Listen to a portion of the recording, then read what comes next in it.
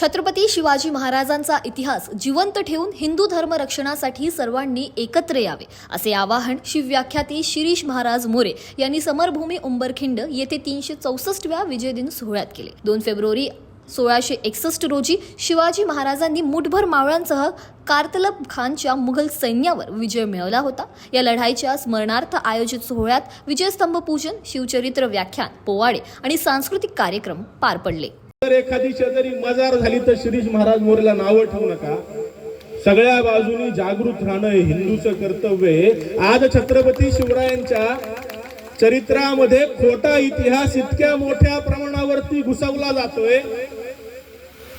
छत्रपती शिवरायांच्या सैन्यात 57% मुसलमान होते, 90% मुसलमान होते, 10 पैकी 8 अंगरक्षक मुसलमान होते, 35 पैकी 23 सरदार मुसलमान होते। शिवाजी महाराजांचा घोडदळ प्रमुख, नौदळ प्रमुख, पायदळ प्रमुख मुसलमान, शिवाजी महाराजांचे गुरु मुसलमान, शिवरायांनी किल्ल्यांवरती मशिदी बांधल्या। असा शिवरायांचा इतिहासाचं इस्लामीकरण होत असताना आज मितीला महाराष्ट्रामध्ये छत्रपती शिवरायांच्या 73 गड किल्ल्यांवरती मजार आणि मशिदी उभ्या आहेत। जर तुम्ही आम्ही या सगळ्याला विरोध केला नाही, आमच्या प्रशासनाचे या सरकारचे मनपूर्वक आभार आहे की त्यांनी घोषणा केली की 31 मे पर्यंत गड किल्ल्यांवरच्या अनधिकृत मजारी सरकार काढणार आहे। हे सरकार काढेल, पण लक्षात ठेवा परत तिथं अनधिकृत अतिक्रमण होणार नाही। जबाबदारी कोणाची आहे? तुमची आणि माझी आहे, सरकारची नाही। 73 अतिक्रमण झाली कारण आम्ही जागे नव्हतो। तुम्ही पन्हाळ्याला जाऊन या, एकट्या पन्हाळा किल्ल्यावरती 16 मजारी आहेत। एक पन्हाळा किल्ल्यावरती 16 मजारी आहेत।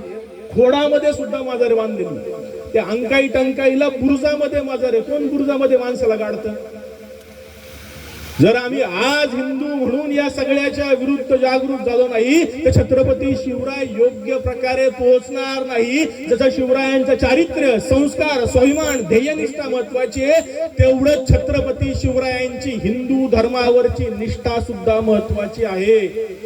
आणि ती निष्ठा पुढच्या पिढ्यांपर्यंत पोहोचवण्यासाठी छत्रपती शिवरायांच्या गड किल्ल्यांवरती असलेली आणि ऐतिहासिक शिवपदस्पर्श झालेल्या ठिकाणांवरची सगळी अनधिकृत अतिक्रमण नष्ट होणं हे शिवभक्त म्हणून आपलं सगळ्यात मोठं कर्तव्य आहे। जाता जाता तेच आव्हान तुम्हा सर्वांना करतो। इतिहास आपल्या सगळ्यांना माहिती आहे, पण इतिहासातून जर आज आम्ही काही शिकलो नाही तर भविष्याचा वेध आम्ही घेऊ शकत नाही। म्हणून तुमच्या सर्वांना कळकळीची विनंती, शिवचरित्रासाठी उभं राहा, शिवरायांच्या चरित्राचं स्मरण करा आणि शिवरायांच्या चरित्रातला एक तरी गुण तुमच्या माझ्या शरीरात आला, तुमच्या माझ्या संस्कारामध्ये आला, तुमच्या माझ्या वागण्यात आला तर जगद्गुरु तुकोबराय जसं म्हणतात, जन्मोजन्मी आम्ही बहुपुण्य केले तेव्हा या विठ्ठले कृपा केली।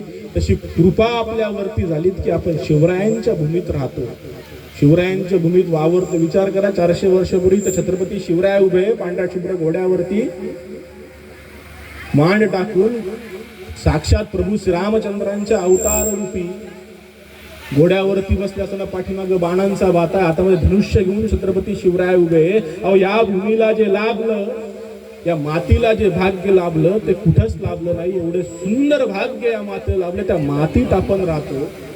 त्या मातीची शपथ घेऊन संकल्प करा की छत्रपती शिवराय आहे असे पुढच्या पिढीपर्यंत आम्ही टिकवल्याशिवाय राहणार नाही। हेच आव्हान तुमच्या सर्वांना करतो आणि थांबतो। रामकृष्ण।